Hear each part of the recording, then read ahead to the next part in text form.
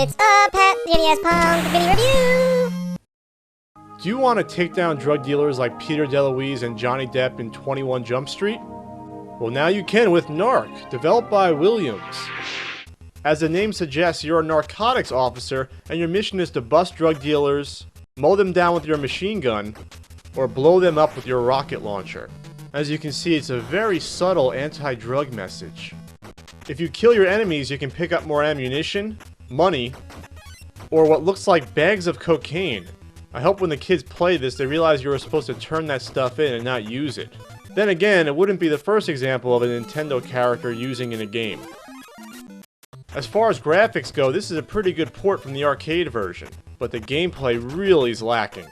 The arcade version had 4 separate buttons, one for machine gun, rocket launcher, crouch, and jump. The NES actually has 4 buttons if you count the start and select buttons, but here they chose to utilize only the A and B buttons to do 4 different things. Pressing the B button will have your character crouch, and tapping it will have him jump. Pressing the A button will fire the machine gun, and tapping it will fire the rocket launcher. When they say tap, they're not kidding. If your finger's on the button for more than a nanosecond, it registers it as a full press. This makes firing your rocket launcher and jumping very difficult at times. Come on, fire!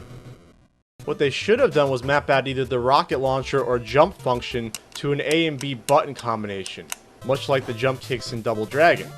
But they went for this crazy tap thing instead. Bad gameplay aside, there's some cool but twisted things in this game that really stand out. The enemies are insane. You get this guy with his heat-sinking hypodermic crack needles of horror. How's that for alliteration? A psycho crackhead that takes several bullets before going down. Sergeant Sky High, a militant cannabis grower armed with a machine gun and flamethrower. This is the most violent hippie in history. I guess I'd be too, actually, if I had my plant stolen by a narc. And Kinky Pinky, a perverted clown that roams the porno streets where you can find adult book and video stores. If this wasn't enough, you have what looks like either to be a pimp or a flasher throwing dynamite sticks at you. Get away from me, pervert clowns! Take that. What I love most about NARC, though, is the mixed message it sends to kids. Ready? Drugs are bad. Sex is dirty and perverted. But kids, remember, it's perfectly okay to shoot people in the face and blow their bodies apart. As long as you do it nicely, of course. And it's funny how the game developers think it's okay to show killer clowns knifing you to death. An image I think that would be highly disturbing to any 8-year-old. But they don't show attack dogs actually being killed. They simply shrink and run away when you shoot them. But maybe this was all part of a nefarious message they were trying to send kids. After all, look at the car that you drive.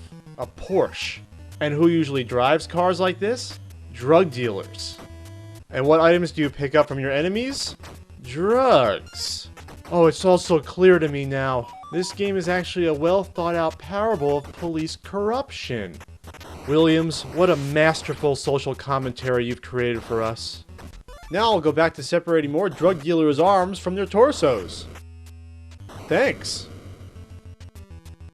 And thank you, Peter DeLuise, wherever you are.